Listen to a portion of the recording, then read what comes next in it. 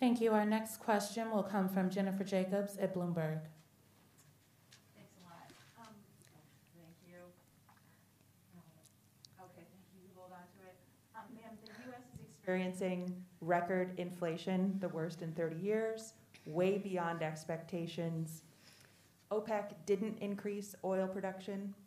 Can you tell us a little bit about how you would prevent the new spending in your Build Back Better agenda from exacerbating the problem?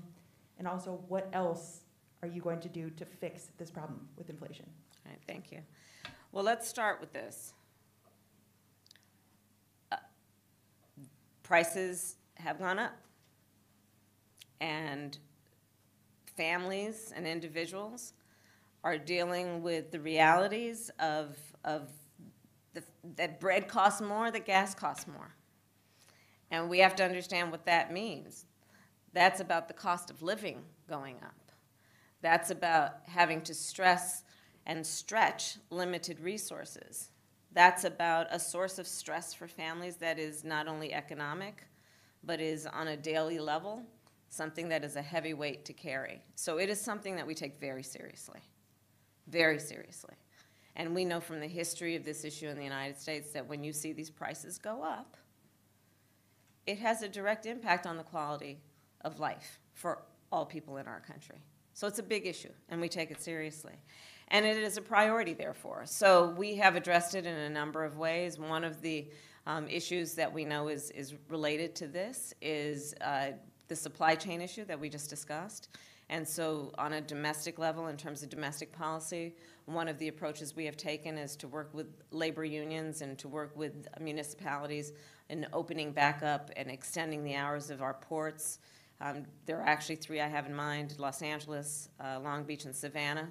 And in fact, part of the infrastructure bill benefit is most recently what we will do to assist Savannah in broadening their ability to be an active port. And we have seen a reduction in the container ships off of the Long Beach and LA ports because of what we have done, which is to extend, as you know, to extend the hours to now 24 hours a day, 7 days a week.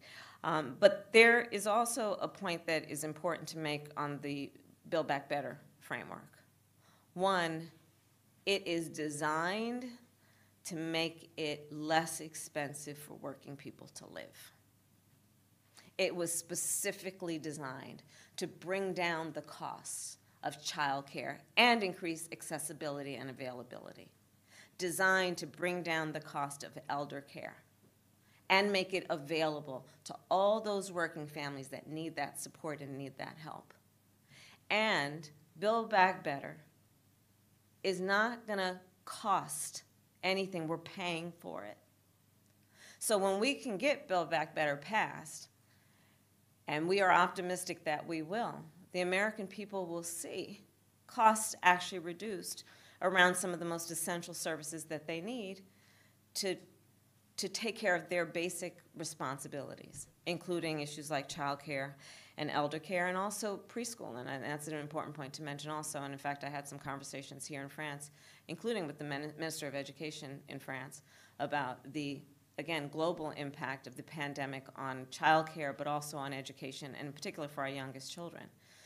Universal pre-K, when we're able to do that, 3 and 4 years old, getting education at no cost, what that is going to do in terms of not only supporting working families who otherwise can't afford to put their kids in a private situation and otherwise don't have it available, that's going to have a huge impact on lowering the cost for families. So that is a big part of our agenda, and I think it's important to also stress that it's not going to cost anything for the American taxpayer.